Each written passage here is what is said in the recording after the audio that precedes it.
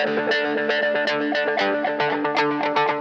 time for another Dice Tower review with Zee Garcia.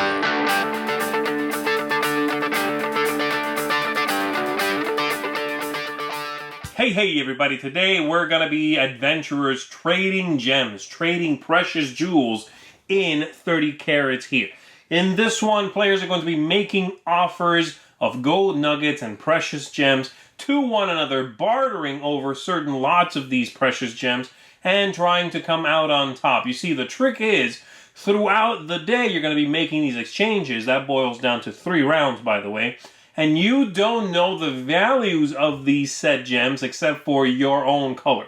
But throughout the game, by either paying or clever deduction, you are going to be figuring out how much everything is worth, which gems you should be pursuing, and which ones you should probably be avoiding. So, let me show you how this works, then we'll come on back and I'll tell you what I think of it.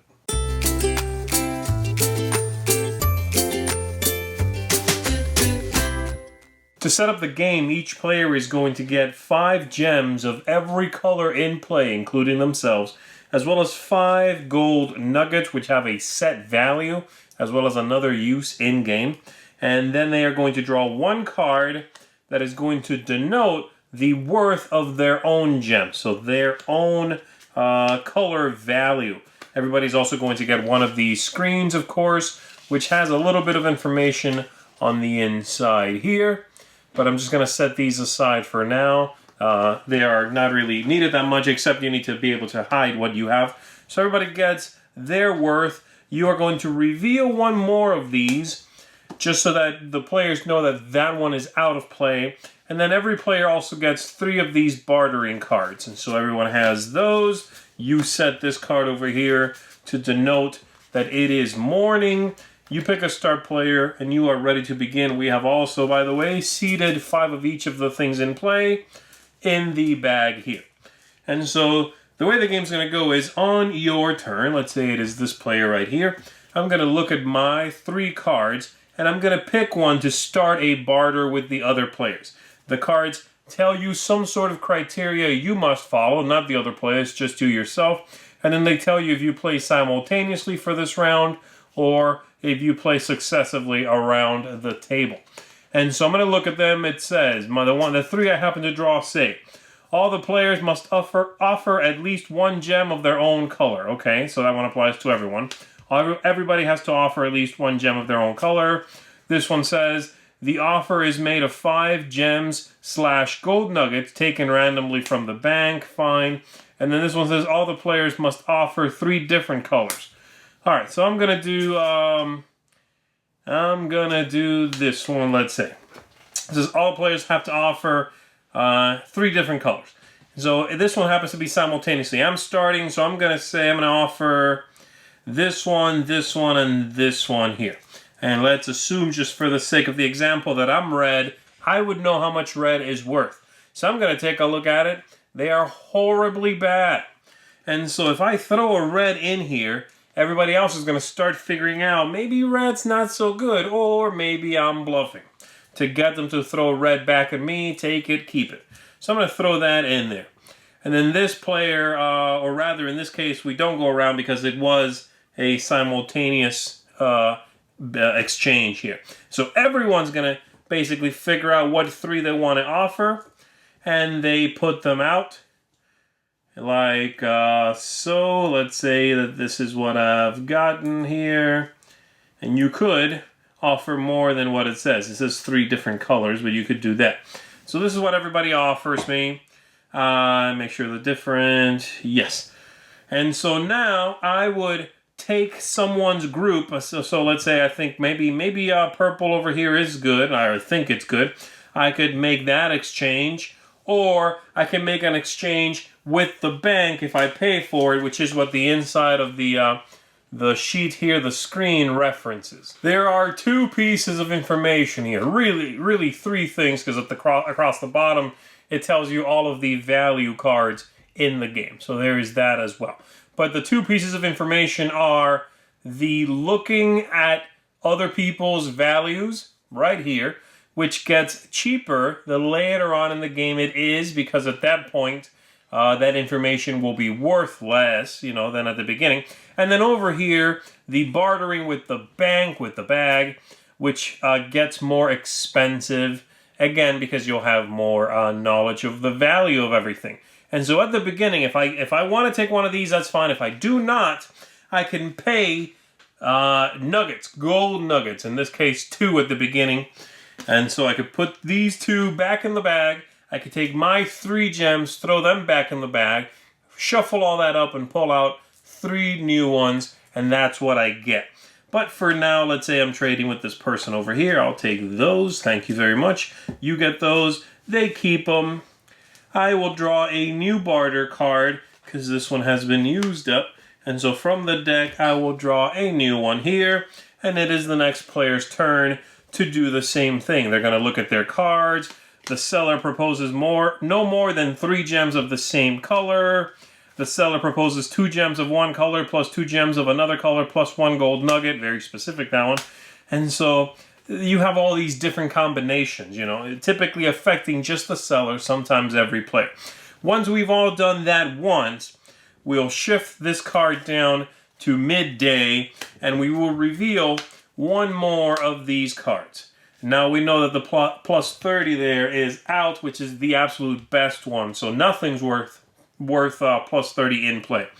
And then one more time, we'll reveal 1 of these. Don't forget, throughout the game, when it's your turn, if you don't like the trade you are offered back, you can exchange with the bag by paying gold nuggets, and you can pay gold nuggets to look at someone's value, though, again, it's going to cost you. And then at the end of the game, once you've gone around 3 times, then everybody reveals the value of their own cards, and you figure out how much you've got. The values of each color, of course, would be corresponding to whatever color you are in the game, as displayed on your screen, and the gold nuggets are always plus 10. So these have a fixed value. And that's it in the game. That should give you a good idea of how the whole thing operates. So let's go back up top, and let me tell you what I think about 30 Carats. The first thing I want to talk about here is the production quality of the game. I like the artwork, and I especially like the rest of the components. The gems are very nice.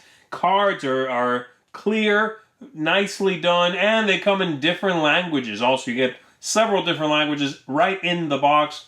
And so I thought that was a nice touch. It's a good way to localize the game, to have it all in a single box anyway. Very, very impressive, and kudos to the company for doing that. The gameplay itself has a couple of clever mechanisms. Mainly the idea of structured bartering I really like. There's several games that do this whole, I'll give you 1 red gem for a white gem, and you go, oh no, how about a red and a blue, and then I'll give you a white and a whatever. And this back and forth really can harm a game for me. It slows it down. It can be pedantic and be boring. And so I like that in this game, that bartering really moves along, and it's thanks to those cards. You have the ones around where you can see what the person before you offered and step up your game if you really want the lot being offered. You have the simultaneous, which changes that up, speeds it up even more. That's clever. And so I like that mechanism first and foremost. I enjoyed that. The gameplay itself, the rest of it, the way that makes you feel while you're playing, is a little restrictive, that mechanism, honestly. And sometimes you just don't have the 3 right cards, And sometimes you have to give up something you don't want to, because you might know your gems are really, really worth a lot, and the card makes you give them away. I know that's part of the game, but it still doesn't feel good that now, due to the card, I'm giving away a bunch of points. And besides that, my other main negative in the game, which is the main thing that drops it for me out of something that I would say is really fun and engaging to something that is a neat exercise but ultimately a flawed game, is how slowly the information trickles out in this game. You just have a tiny little sliver, everybody does, and it doesn't flow quickly enough. You can pay for some, but you're still not really going to know, and it's very hard to tell if someone seems to not be giving up their gems. Do they have the plus 10 or the plus 30? That's a huge difference. And which ties into my other point, the spread here of values is considerable, right? I mean, this is the highest and the lowest cards, and there's just too much difference between these. If the values had been a little tighter, if the information flowed a little more freely, I think this game would be a tighter package. As it is now, at the beginning, there's 3 rounds. The first round, you're going to spend largely guessing, probably giving away a bunch of points when you don't know it. And then by the 3rd round, most people know what's going on, and they know what to avoid, and they know what to hoard, which also isn't that fun. And so the middle round is good, because some people have caught up, some still don't know, some are being taken advantage of and don't know it, some people are being clever. But the other 2, it's completely random and guessing, or I've got it, I'm not giving you the ones that are worth positive points. And therein lies my problem with the game. Overall, like I said, it's a clever game, and the system is original and interesting, but the gameplay, the scores, wildly swingy scores, are just not captivating enough for me. And so that's what I think of it. I think if you are someone that loves these bartering style of games, if you enjoy this aspect of watching the other players and trying to deduce what it is they're holding, then maybe you'll like this. It's a fairly dry game though, so go into it knowing that you're going to be sort of doing the same thing over and over. But if it's captivating to you, then try it. It's not broken except for maybe the scores being so wildly swingy. But my recommendation would be to probably say you can safely pass on this one. There's just not quite enough, the gears don't quite turn beautifully enough for me in this one. It's a little too loose. So that's what I think of 30 Carats. Thanks so much for watching the Dice Tower videos. Find more great videos and reviews as well as our top-rated audio podcast at Dicetower.com. You can also find other great shows at Dicetowernetwork.com. I'm Eric Summerer, and you've been watching The Dice Tower. The Dice Tower is sponsored by Cool Stuff Inc., where you can find great games for great prices. Cool stuff in stock. Check them out at CoolStuffInc.com.